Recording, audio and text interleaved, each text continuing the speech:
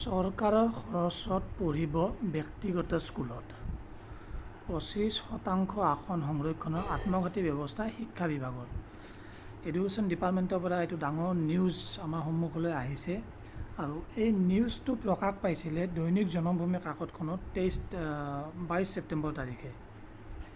এতিয়া এই নিউজটো মই আপোনালোকক ভালকৈ বুজাই দিম, আপোনালোকে পঢ়ি যাব। জয়ন্ত মই কুলজিত আৰু আপোনালোকক আজি এই নিউজটো মই আপোনালোকক ভালকৈ পঢ়ি দিম, আপোনালোকে মন দি শুনিব আৰু চাই থাকিব। ইয়াত লিখিছে, চৰকাৰী খণ্ডৰ শিক্ষানুষ্ঠানক মৃত্যুৰ মুখলৈ ঠেলাৰ অন্য এক পদক্ষেপ। প্ৰাথমিক মাধ্যমিক স্তৰত নামভৰ্তিৰ বাবে শিক্ষা বিভাগে যুগুত কৰিছে 23খন জিলাৰ 3582খন ব্যক্তিগত বিদ্যালয়ৰ তালিকা। ইয়াত দেখা পাইছে আপোনালোকে।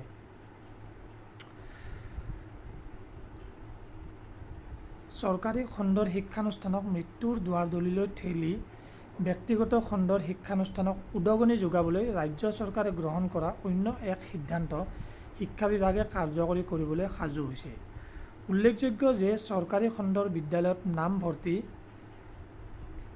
পাঠ্যপুথি, ইউনিফৰ্ম বিনামূলীয়াকৈ যোগান ধৰাৰ লগতে মধ্যাহ্ন ভোজনৰ ব্যৱস্থা থকাৰ পাছতো শিক্ষাৰ্থীৰ অভাৱ এখনৰ পিছত এখনকৈ বিদ্যালয় বন্ধ কৰি গৈছে শিক্ষা বিভাগে। শিক্ষাৰ্থীৰ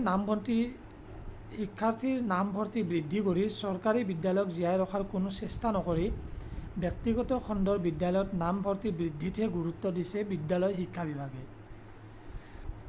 ইয়াত আপোনালোকে গম পাইছে নিশ্চয় যে চৰকাৰী স্কুলবিলাকত চৰকাৰী স্কুলত বেছিভাগ আমাৰ দুখীয়া ঘৰৰ ল'ৰা ছোৱালীসকলে পঢ়ে এতিয়া, আৰু তেওঁলোকৰ শিক্ষা ব্যৱস্থা খুব উন্নত নহয় বুলি ভাবি চৰকাৰে এইটো পদক্ষেপ হাতত লৈছে বুলি তেওঁলোকে উল্লেখ কৰিছে।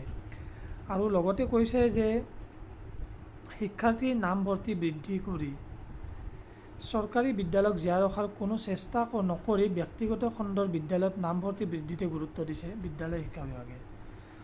অৰ্থাৎ চৰকাৰী স্কুলত নামভৰ্তিৰ বাবে কোনো উদ্দীপনা নজগোৱাকৈ এতিয়া ব্যক্তিগত খণ্ডৰ বিদ্যালয়ত সেই দুখীয়া ঘৰৰ ল'ৰা ছোৱালীখিনিক আনিবলৈ চেষ্টা এটা চলাই আছে চৰকাৰে। উল্লেখযোগ্য যে ৰাজ্যৰ কেবিনেটে ব্যক্তিগত খণ্ডৰ শিক্ষানুষ্ঠানত 25% আসন দুখীয়া ল'ৰা ছোৱালীৰ বাবে সংৰক্ষণ কৰাৰ সিদ্ধান্তত অনুমোদন জনাইছিল। অৰ্থাৎ ব্যক্তিগত খণ্ডৰ বিদ্যালয়ত 25% আসন সংৰক্ষণ কৰি শিক্ষাৰ্থীৰ নামভৰ্তি মাচুলৰ বাবদ হোৱা সমস্ত ব্যয় বহন কৰিব ৰাজ্য চৰকাৰে। অৰ্থাৎ ব্যক্তিগত খণ্ডৰ যিবিলাক বিদ্যালয় আছে সেই বিদ্যালয়বিলাকত 25% ছিট এই দুখীয়া ঘৰৰ ল'ৰা ছোৱালীসকলৰ বাবে তেওঁলোকে সংৰক্ষণ কৰি ৰাখিব লাগিব, আৰু তেওঁলোকক যিবিলাক নামভৰ্তি বা মাচুলৰ বাবদ যিখিনি ব্যয় হ'ব সেই ব্যয়খিনি ৰাজ্য চৰকাৰে বহন কৰিব। কেবিনেটৰ এই সিদ্ধান্তৰ পাছতে বিদ্যালয় শিক্ষা বিভাগে 23খন জিলাৰ 2396খন প্ৰাথমিক স্তৰৰ অৰ্থাৎ প্ৰাইমাৰী স্কুল আৰু 1186খন মাধ্যমিক স্তৰৰ বিদ্যালয়ত অৰ্থাৎ 1186খন এম.ই. স্কুল স্তৰৰ বিদ্যালয়ত 25% আসন সংৰক্ষণ কৰি ব্যক্তিগত খণ্ডৰ বিদ্যালয়ৰ তালিকা প্ৰস্তুত কৰিছে। অৰ্থাৎ অলৰেডি ইমানখিনি স্কুলৰ তালিকা চৰকাৰে প্ৰস্তুত কৰি ৰাখিছে। অৰ্থাৎ ৰাজ্যৰ বৃহৎ সংখ্যক ব্যক্তিগত শিক্ষানুষ্ঠানত চৰকাৰে নামভৰ্তিৰ বাবে আসন সংৰক্ষণ কৰি চৰকাৰী খণ্ডৰ শিক্ষানুষ্ঠানৰ শ্মশান যাত্ৰাৰ অন্য এক বাট মুকলি কৰিছে নেকি বুলি প্ৰশ্নৰ অৱতাৰণা হৈছে। অৰ্থাৎ এই যিটো পদক্ষেপ লৈছে চৰকাৰে, তাৰ ফলত চৰকাৰী স্কুলবিলাকৰ কি অৱস্থা হ'ব সেইটো আপোনালোকে নিশ্চয় ভাবিব পাৰিছে। অৰ্থাৎ আমাৰ এনেও চৰকাৰী স্কুলত কোনো অভিভাৱকে নিজৰ ল'ৰা ছোৱালীক পঠাব নিবিচাৰে, কাৰণ চৰকাৰী স্কুলৰ শিক্ষা ব্যৱস্থা এতিয়া সেই আগৰ নিচিনা হৈ থকা নাই, যাৰ কাৰণে সকলোৱে বিচাৰে যে তেওঁ ল'ৰা ছোৱালী ব্যক্তিগত স্কুলত পঢ়ক আৰু তেওঁ এজন ভাল মানুহ হৈ সমাজত এজন প্ৰতিষ্ঠিত ব্যক্তি হিচাপে গঢ় লৈ উঠক। আৰু সেইকাৰণে চৰকাৰে চিন্তা কৰিছে যে ব্যক্তিগত স্কুলত তেওঁলোকক এডমিশ্যন দিব আৰু সেই এডমিশ্যনৰ যিখিনি খৰচ সেই গোটেইখিনি খৰচ চৰকাৰে বহন কৰিব। ইয়াৰ ফলত চৰকাৰী স্কুলবিলাকৰ শ্মশান যাত্ৰা অন্য এটা বাট মুকলি কৰিছে নেকি বুলি প্ৰশ্নৰ অৱতাৰণা হৈছে। অৰ্থাৎ এনেকুৱা প্ৰশ্নৰ অৱতাৰণা হৈছে যে চৰকাৰী স্কুলবিলাক এতিয়া মৃত্যুৰ মুখলৈ ঠেলি দিয়া হৈছে। চৰকাৰী ধনেৰে শিক্ষক নিযুক্তি, শিক্ষক প্ৰশিক্ষণ, বিনামূলীয়া পাঠ্যপুথি, ইউনিফৰ্ম যোগান ধৰাৰ লগতে সমগ্ৰ শিক্ষাৰ অধীনত লাভ কৰা হাজাৰ হাজাৰ কোটি টকা চৰকাৰী শিক্ষানুষ্ঠানৰ নামত ব্যয় কৰি থকা ৰাজ্য চৰকাৰ মূৰকত ব্যক্তিগত খণ্ডৰ বিদ্যালয়ক উদগনি যোগোৱাৰ স্ববিৰোধী নীতি কাৰ্যকৰী কৰিবলৈ সাজু হৈছে। অৰ্থাৎ চৰকাৰী বিদ্যালয়ৰ যিবিলাক খৰচ আছে তাৰে খৰচৰ ভিতৰত হৈছে শিক্ষক নিযুক্তি, লগতে শিক্ষকসকলক প্ৰশিক্ষণ দিয়া, বিনামূলীয়া পাঠ্যপুথি, লগতে ইউনিফৰ্মৰো যোগান ধৰে আজিকালি। এই গোটেইবিলাক ব্যয় কৰি থকাৰ পিছতো চৰকাৰে আকৌ ব্যক্তিগত স্কুলতো যিবিলাক ল'ৰা ছোৱালীৰ কাৰণে খৰচ কৰিব ওলাইছে, সেইটো এটা স্ববিৰোধী নীতি বুলি এই লিখনিটোত প্ৰকাশ কৰিছে। উল্লেখযোগ্য যে প্ৰায় 34,000 প্ৰাথমিক বিদ্যালয়ৰ ভিতৰত মাত্ৰ 6,595খন বিদ্যালয়তহে 100জনৰ ওপৰত শিক্ষাৰ্থী আছে। অৰ্থাৎ 6,595খন স্কুলত এই 34,000ৰ ভিতৰত এই 34,000 স্কুলৰ এই 34,000 স্কুলৰ প্ৰাইমাৰী স্কুলৰ ভিতৰত 6,595খন স্কুলতহে 100জনৰ ওপৰত ষ্টুডেণ্ট আছে। অৰ্থাৎ প্ৰায় 28,000 বিদ্যালয়ত 100 শিক্ষাৰ্থীও নাই। বাকী এই যিখিনি 28,000 স্কুল আছে এই স্কুলবিলাকত 100জন শিক্ষাৰ্থীও নাই। প্ৰয়োজনীয় সংখ্যক শিক্ষাৰ্থী নথকাত কেইবা হাজাৰো বিদ্যালয় বন্ধ কৰি ইতিমধ্যে ওচৰৰ বিদ্যালয়ৰ লগত চামিল কৰা হৈছে। অৰ্থাৎ যিবিলাক স্কুলত 100জনৰো অধিক শিক্ষাৰ্থী নাই সেই স্কুলবিলাকক বন্ধ কৰি পেলাই এতিয়া ওচৰৰ স্কুলখনত সেই শিক্ষাৰ্থীখিনিক তালৈ ট্ৰান্সফাৰ কৰা হৈছে।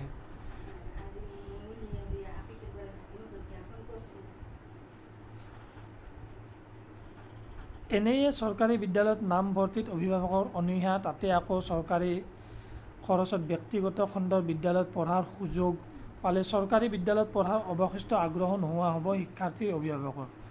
অৰ্থাৎ আপোনালোকক মই আগতে কৈছোঁ, এনেকুৱা যদি চৰকাৰী সুবিধা পায় তেতিয়াহ'লে কোন অভিভাৱকে নিজৰ ল'ৰা ছোৱালীক চৰকাৰী স্কুলত পঢ়াবলৈ চেষ্টা কৰিব বা ইচ্ছা কৰিব।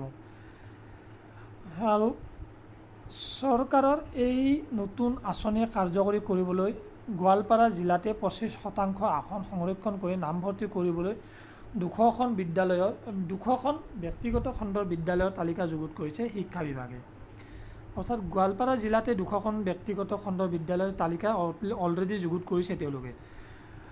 25% আসন সংৰক্ষণ কৰা ব্যক্তিগত খণ্ডৰ বিদ্যালয়ৰ ভিতৰত আছে বৰপেটাত 181খন, কাছাৰত 170খন, চৰাইদেউত 56খন, দৰঙত 97খন, ধুবুৰীত 265খন, ডিব্ৰুগড়ত 160খন, গোলাঘাটত 152খন, নগাঁৱত 241খন, নলবাৰীত 108খন, যোৰহাটত 136খন ইত্যাদি।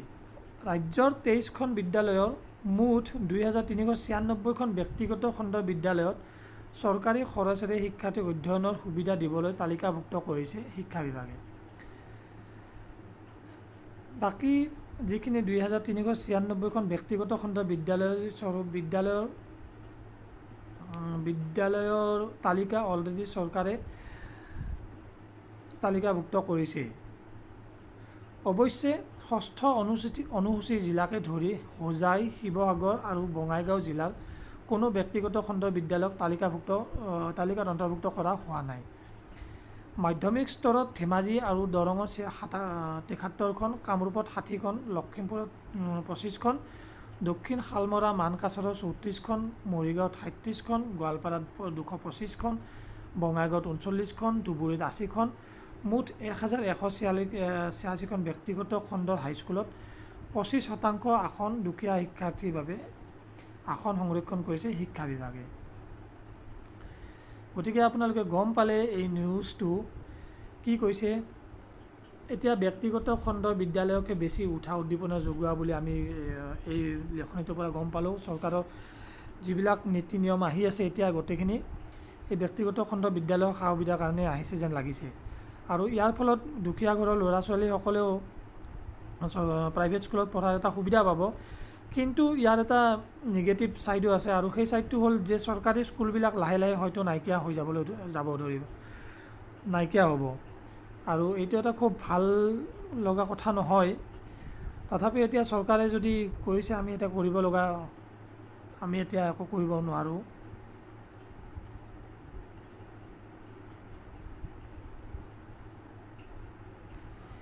এতিয়া এই নিউজটো এটা ইম্পৰ্টেণ্ট নিউজ আছিল, যিটো আপোনালোকক মই জনালোঁ। আৰু যদি নিউজটো ভাল পাইছে আপোনালোকে, তেতিয়াহ'লে আপোনালোকে মোৰ চেনেলটো লাইক কৰিব, কমেণ্ট কৰিব, শ্বেয়াৰ কৰিব। আৰু এনেকুৱা ধৰণৰ নিউজ মই সদায় আপোনালোকক জনাই যাম, তাৰ কাৰণে আপোনালোকে চেনেলটো ছাবস্ক্ৰাইব কৰি ৰাখিব। থেংক ইউ, জয় হিন্দ।